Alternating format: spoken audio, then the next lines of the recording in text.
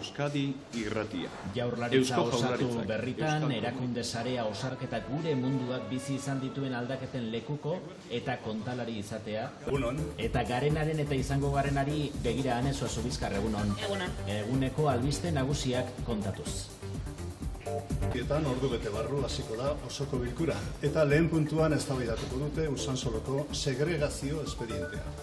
Sorpresarik ezean Eusko Alderdi Jeltzalearen, Euskal Herria Bilduren eta Elkarrekin Podemosen oneritziarekin onartuko da.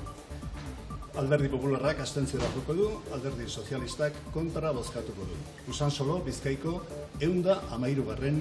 udalerri bihurtuko da gaur. Usansolo arrentzat egun oso seinalatua. Pentsioak 15% dira eta alokairuak ezingo dira 2% gora garestitu. Trafiko eskumena martxoa bukatu aurretik eskualdatu. Eta politika lorrean baita ere ez delako aurkeztuko Iruñeko udal hauteskundetara. Navarra Sumaren zerrendaburu gisa azken 4 urteetan alkate izan denak amaitutzat eman duen bestez bere ziklo politikoa. 12 urte egin ditu Enrique Maiak Iruñako udalean eta hauetako 8 alkate gisa. Baina bere ziklo politikoa amaitu da eta ez errepikatzea erabaki du Euskadi Irratiak jakina izan du. Komunikazio kanpaina interesatua abiatuta, bazkideen borondatea baldintzatzen ahalegindu dela iritzi dio Ulmako zuzendaritzak. Eta erabakitzeko duten autonomiaren aurka egitea egotzi dio.